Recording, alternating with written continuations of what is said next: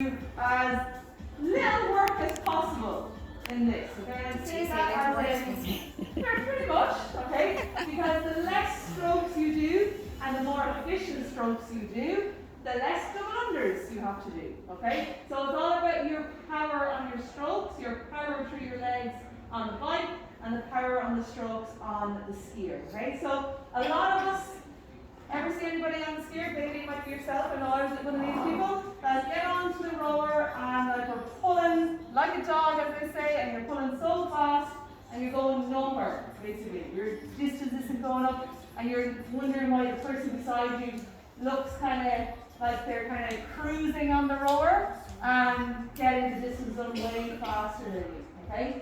They're more efficient with their pull. They're getting their full pull, okay? What we want to think on that rower and a little bit on the skier, it's a hinge position on the skiers, it's more of a hinge position on the rower, okay? What we want to think about is getting that full pull in. So the row position is the equivalent on the deadlift, but most of us will row and finish here and go back in, or go back in too quick.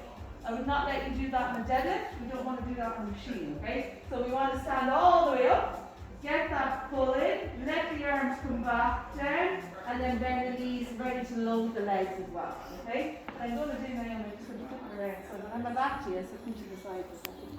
Okay, so what we're going to make sure, number one position on the rower. Every time we sit on the rower, we want a position that we can hinge forward and back in, okay? So pelvis is tucked under. The minute I do this, okay, and my back is rounded, everyone see my little round back, okay?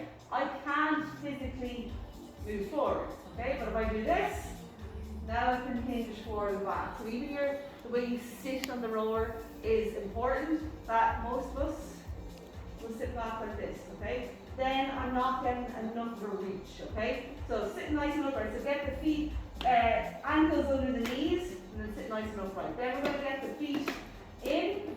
We want the feet foot position, the strap around the middle of the foot. So I know every time I get on the rower, my number, there are little numbers on this foot position, I'm kind of number 2, okay? And after a while, it's like when you know what number you are on the rig when you're moving the J-hooks.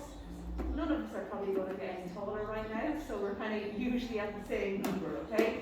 So what we're going to do is get nice and tight through that foot position. Don't have these too loose, okay? If we're taking these out, all we have to do is push on the little strap, on the little plastic part, foot goes up and out, okay? The amount of times I see people getting stuck in the road just trying to pull their heel out, up and out, okay? It's really easy when you know how. Okay? So, again, keeping that nice engaged back position. We don't need to be pulled back. We don't need to be really, really upright. I need to be relaxed through my shoulders, but not rounded through my shoulders. Okay?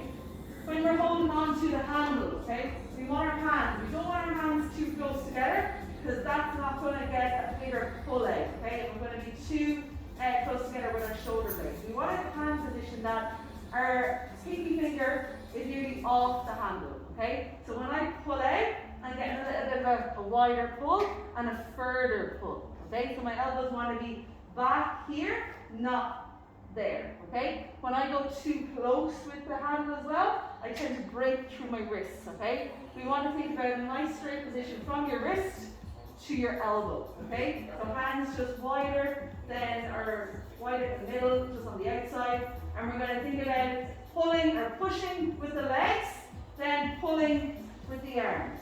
On the way back in, we're going to let the hands come in first, then we're loading up the legs, okay? A lot of us will kind of do this, and we're sitting back, and I'm losing all my power through my legs. Right now, I can feel that just on my lower back, okay? Whereas if I sit upright, I'm driving my legs spread away.